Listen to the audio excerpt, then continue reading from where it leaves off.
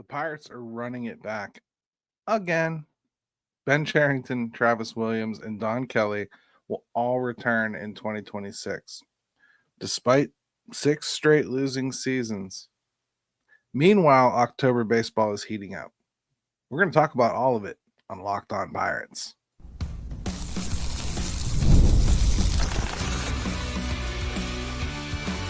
You are Locked On Pirates, your daily Pittsburgh Pirates podcast, part of the Locked On Podcast Network, your team every day.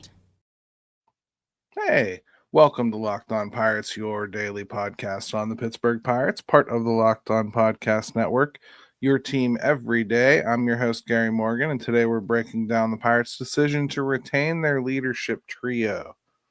Segment 1 is going to be all about Ben Cherington and Travis Williams. Segment 2 is going to focus on Don Kelly. And then segment 3, we're going to go through the playoffs because I think the matchups are cool and I want to talk about them. And I promised you guys I would. I asked if you wanted to hear about it. You told me you did. So that's what we're going to do. Before we do, though, today's episode is brought to you by FanDuel. Right now, new customers can bet just $5, and if your bet wins, you'll get $300 in bonus bets to use across the app. Download the app today. Yeah, so you guys all saw it. Ben Cherington, Travis Williams have both been retained by the Pittsburgh Pirates. I'm going to have some takes on it. I'm going to have some thoughts on it. I'm going to read a lot of quotes today. I'm probably not going to be done talking about it after today. In other words, this won't be all I have to say on the subject, but it's going to be my initial thoughts. And, the other thing I want to say just before I really get into this is, you're going to have a lot of hosts and writers and journalists and whatnot trying to take some kind of like clear moral standing against this decision and everything and make sure that you know that they're just as mad as you are and they're going to be there to scream and yell about it right along with you. That ain't me. Okay. I'm not happy about it. I'll let you know why I'm not happy about it. But this show is just not going to harp on the same things every single day. That's not the show I'm building here. It's not the show I want to build here. And frankly, it's not the audience that I'm looking to reach. I'm looking to reach people that understand that there's bad things, want to talk about those bad things honestly and constructively and move forward. But they're very much so wanting to watch Pittsburgh Pirates baseball and talk about Pittsburgh Pirates baseball. I can't do that if my everyday focus is on something that you don't want to hear about, or it's all you want to hear about because you're really just here trying to wallow in the misery of being a Pirates fan at this point. That's just not what I'm shooting for here. I mean, I don't think that's going to cost me audience. It hasn't yet.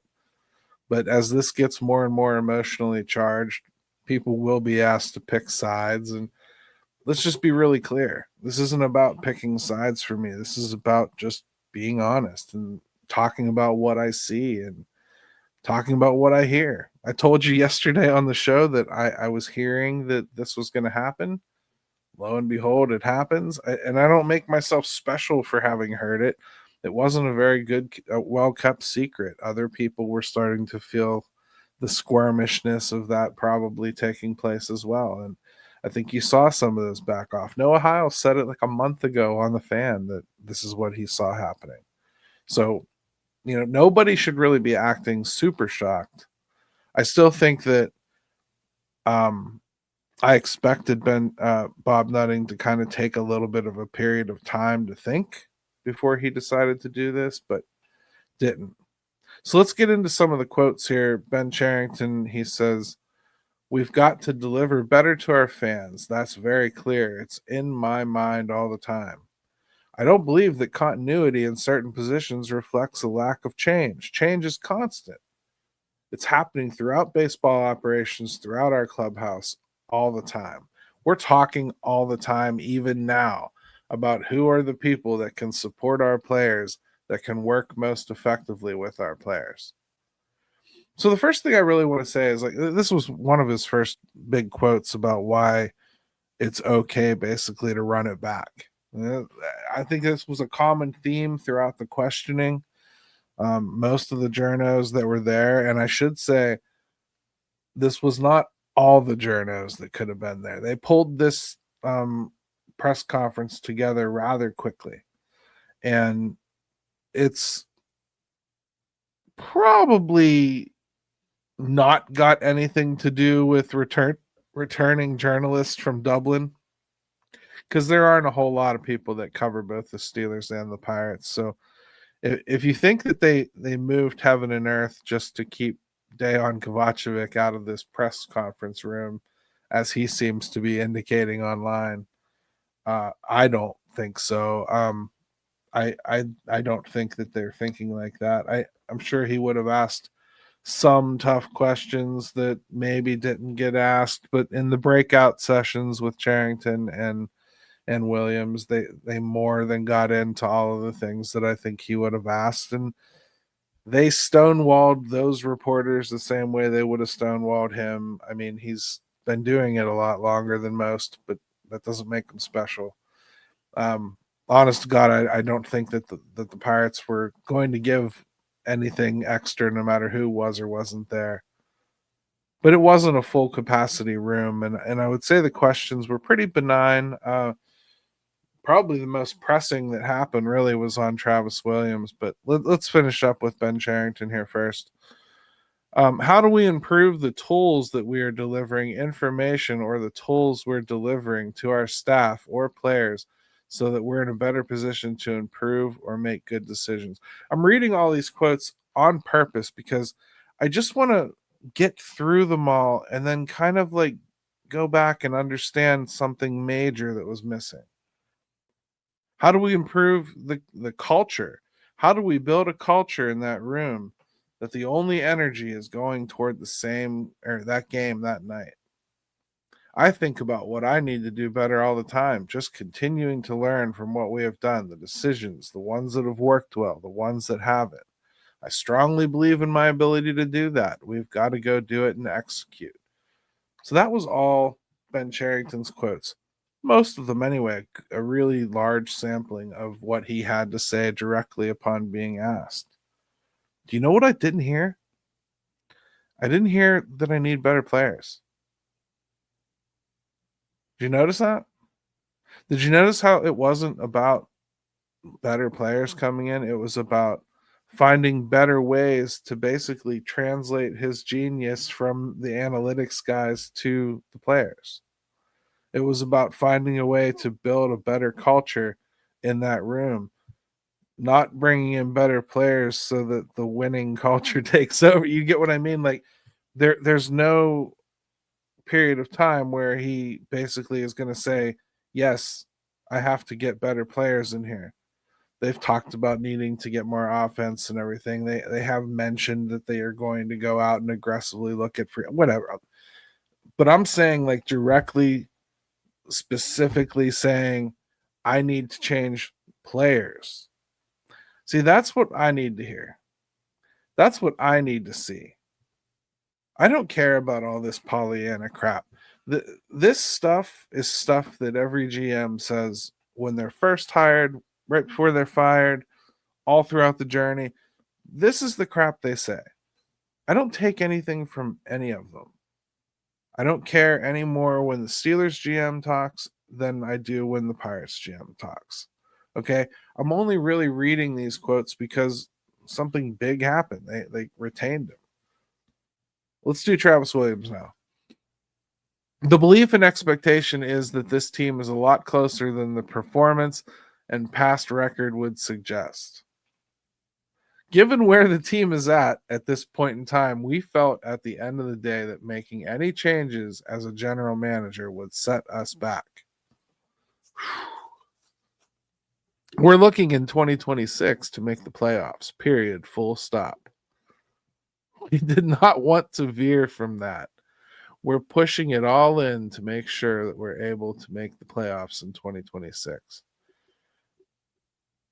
I should also add here he was pressed really hard by Noah Hiles in particular as to how they can't possibly see that fans don't see this as enough. He was asked, do you have enough money to actually make this happen? He said, we have enough. He was pressed. It hasn't been enough. He came back with, it's enough. Okay, now basically, like, it's not going to be a whole lot more than it was this last year. Both of these guys are partially retained for the express purpose of never, ever pointing the arrow directly back at Bob Nutting as to the reason that they can't get the job done here. So neither of them are going to reference the payroll in the way that you want. Neither of them are going to talk about what they actually need to do, which is spend on the open market and or acquire it via trade. Nobody is going to openly discuss that stuff because that all points back to Bob Nutting. And the only reason they survived this period of time is because Bob Nutting knows that they're not going to open their mouths. It's a vicious circle that they've created here.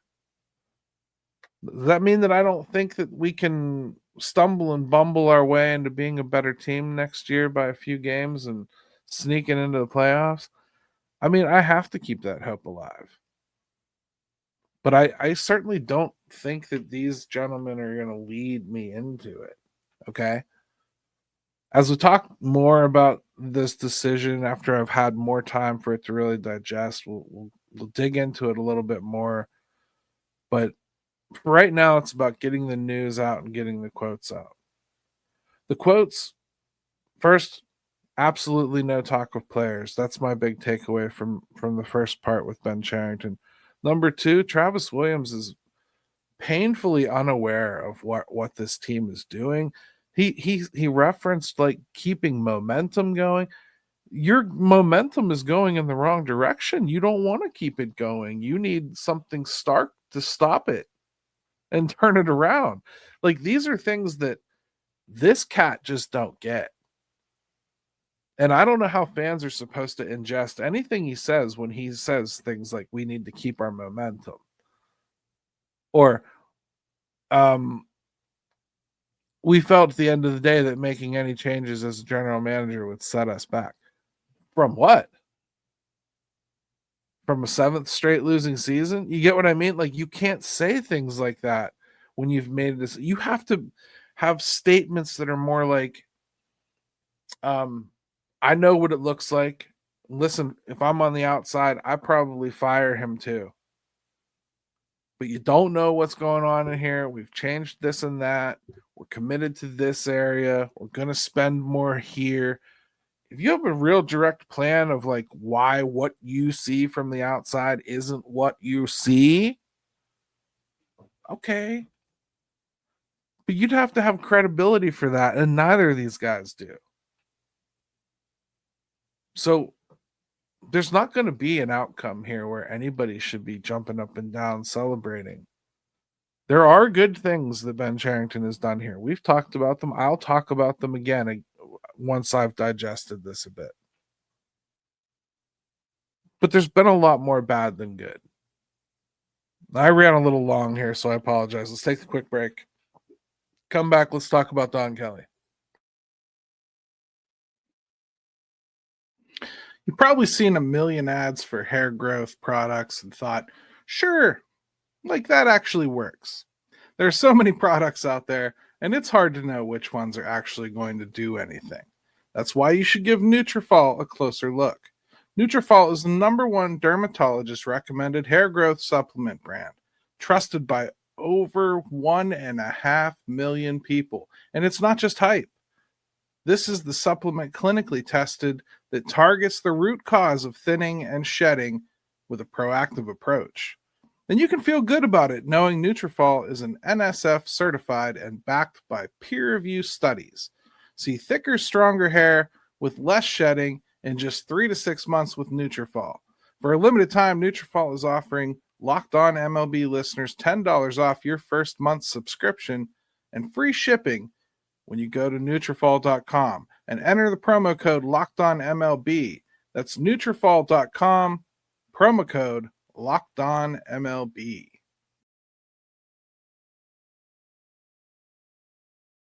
Hey, welcome back to Locked On Pirates. Make sure you smash that subscribe button and drop a like down there. Maybe you don't like the subject matter of what I've talked about in segment 1 here, but you can at least give me a comment about that and how much you hate everything that I said in segment 1. Don Kelly is retained, though, and I want to start with his quotes first because much like most of the assembled media there, I just have to say congratulations, Don Kelly. I personally think it's unfair to judge entirely what Don Kelly is as a coach right now. I don't think he had the right setup to really do that. But I do think that his head's in the right place. His heart's certainly in the right place. He was impassioned talking about Pittsburgh. He's truly honored to be the guy to lead the Pirates moving forward. He's grateful for the trust from Bob and Travis and Ben, and most importantly from the players and the fans. And wouldn't be there if it wasn't for the players and the way they responded this year. So basically, Don Kelly's basically throwing an awful lot back at the players because he's right, too. If they hadn't turned things around the way they did after that disastrous start under Derek Shelton and played for him a lot harder, he's certainly not in this position. You can also point to some of the key returns from the IL that he got, but I think it took a while for those to show fruit. You know, they were basically having spring training in the majors for the first month, and they still won through it. So that's all. The expectations are high going forward from here on out. Don says he takes full responsibility for that and leading the charge. He's going to work tirelessly and fight for you. Basically, he told the story of living in Pittsburgh, growing up in Pittsburgh, being gutted by 1992, understanding all of those same pain points. And I get it. I'm glad that he said a lot of this stuff. I have no problem with the extension of Don Kelly. I can't sit here and tell you that I think he's the answer or the World Series future coach, but I can say that honestly, unlike most of the organization, I truly believe that his heart is in the right place. I truly believe that he does care about not only, the team and his job and the players and everything, but the city of Pittsburgh and doing something good here. I think it means a lot more to him than it would some veteran coach that you brought in or somebody from outside but as we talk about the playoffs, I think it's fair to mention that as close as it was, Tito Francona got the Reds into the playoffs, which is exactly what he was brought here to do. And when you look at those teams side by side on paper, they're very similar. So were we good coaching away from sneaking into the playoffs?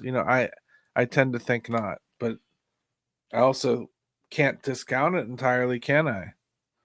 So when there was absolutely no consideration to move on from Don Kelly, it kind of felt like they were planning to run it back, and his comments certainly solidified it. So then Ben Cherington talked a little bit about Don Kelly, and again, consider the source. You guys aren't going to like it, but it's important context. This is the guy that made the decision to retain Don.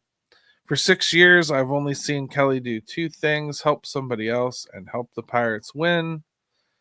He has earned trust in that clubhouse throughout the organization. He has credibility. He has the ability to influence us going forward in the most positive ways. He also has all the experience and skills and judgment necessary to do the job at the highest level. I'm very confident that he's the right person for this job. Fired up to keep working with you, man. So, yeah, of course we all could tell from that. This was before the announcement that Ben Cherington was going to be retained into 2026, but you could tell from this presser that that's the way they were leaning. His comments about Don Kelly are, positive. I can't expect them to be anything other than that. Why would they be? I felt pretty good about everything. Doesn't sound like they're going to be changing the coaching staff all that much. I've heard Brent Strom has indicated that he would like to come back. That's a good thing. You certainly don't want to lose any of the pitching expertise that you've built up here. So on that side of things are good. It looks like they're going to stick with Matt Haig, and they may be having discussions about it. I think the main discussion is going to wind up being who's going to replace Gene Lamont as the bench coach. There's going to have to be somebody. I would imagine it's going to wind up being Truby, but that's just me guessing. I would like to see them bring in another experienced person, not somebody as experienced as Gene Lamont. Let's get somebody that, isn't being driven in on the nursing home bus to do the job. Let's find somebody that has a little bit more vitality to them, but you got to have somebody that's got a little bit more experience, especially like the part of the gig. If you truly want to claim that the playoffs are your goal next year and everything, and Don Kelly is going to be expected to coach his first playoff, well, you don't get enough cracks at the playoffs to waste one of them on a coach learning lessons. So make sure you have somebody in that room that has done it before that can guide him and help him understand that the last week of the season, maybe you're holding a pitcher back so that you can line things up, and it's something that you don't think about when you are a perennial losing team. Just things like that. All in all, I don't have any negative comments about Don Kelly coming back. I thought he's done a pretty good job here. I don't think that he's as talent deficient on the team as maybe the overall record looks like. I do like the way that they're trending in certain areas. I think he's got a pitching staff from hell. He should be able to do something really scary with that. Bullpen needs cinched up a little bit. Offense for sure needs pieces added, but none of that points to Don Kelly being a problem. I guess maybe that's the probably most benign thing you can say. Don Kelly staying is certainly not a problem. Let's go with that, right? I at the very least believe him when he talks about how much he cares about being here. And I thought something interesting too that Ben Cherington mentioned in the Don Kelly presser was that Don Kelly had done significant pushing back on him throughout the season. And he pointed out especially that he had done so while not having a secure position for 2026, so it takes some guts and integrity to stand up to your bosses and tell them that you don't agree with the decision that they're planning to make or whatever when you don't have the security of knowing you're coming back next year. That should probably speak well to Don Kelly's character and potentially what you think he'll do in the dugout, whenever he's asked to do something that he disagrees with. I think what we're hearing is, well, he's not going to do that. He's going to push back on it. And I think that's a positive thing. And I'm not going to tell you that it's untrue just because it came out of Cherington's mouth, especially since Kelly confirmed it. So it is what it is. Don Kelly, Ben Cherington, Travis Williams are all back as Pittsburgh Pirates in 2026. We're not done talking about it, but there's the baseline, everybody. Let's talk a little bit about the playoffs. I promised you guys I would, and I certainly don't want to lose sight of the baseball that's actually still being played.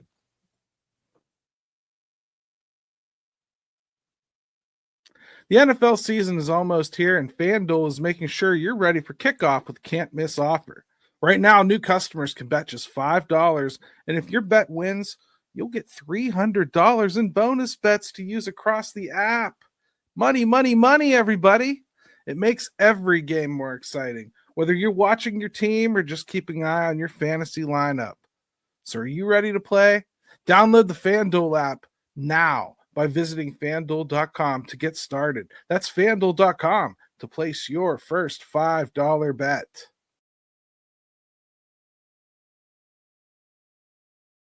Hey, welcome back to Locked On Pirates. It's playoff time, MLB playoffs.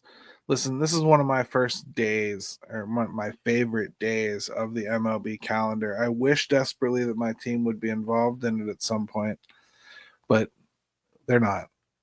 It's it's a great time to be a baseball fan. You get games just about all day long, starting right around noon and finishing up right around midnight. And I'll watch most of these games too. Tigers versus Guardians. They get us started out. They battled all the way down the stretch here. The Guardians certainly outplayed the Tigers in the last month of the season. Pitching depth versus offensive grit. This is going to be a fun matchup. Jose Ramirez is one of my favorite baseball players, period. I'd love for him to get a ring. I think it's a gauntlet for him and the Guardians to get through this playoff field. But, I guess I won't roll it out. Padres versus Cubs. Can the Cubs' consistency beat the Padres' star power? Well, it's certainly not going to be a home run contest out there in San Diego most of the time. And the Cubs' offense can survive that way too. I think ultimately this is going to come down to starting pitching because the Padres bullpen is otherworldly. If they can get into the bullpen with leads, I think they'll just bury the Cubs that way. And if they can't get into the bullpen with leads, then the Cubs have a chance. I think that's really the gist of this series. It's going to be the first 5 innings of every game. I think will tell the story. Red Sox versus Yankees. It's the rivalry MLB always wants, right? And I mean, the Red Sox, they're young. I would say they probably will be better next year than they were this year. They're not at 100% right now. I don't think they have all their star power, but they've got enough to do some damage. They can certainly take advantage of their youth and run around the Yankees. And I think they can outpitch the Yankees in certain areas too. So we'll see. Yankees, Aaron Judge is the dude you're certainly going to want to pay attention to, but they've got enough pitching that they should be the favorite, I would think, in the American League. They just seem to have the most put together unit. The Mariners are close. I won't say they're not. The Blue Jays are much like Milwaukee to me. I just don't see a long playoff run for either of those teams for some reason. I know they're the best teams on paper for the season, but it just hasn't played out that way in my mind. I just cannot get to the point where I believe either of those teams are running the gauntlet. The last series is the Reds and the Dodgers. The Reds snuck in. They're playing with house money. They know they are. That's got to be a relaxed unit going in there to play the Dodgers. They know they can beat the Dodgers. The Dodgers are throwing a bunch of,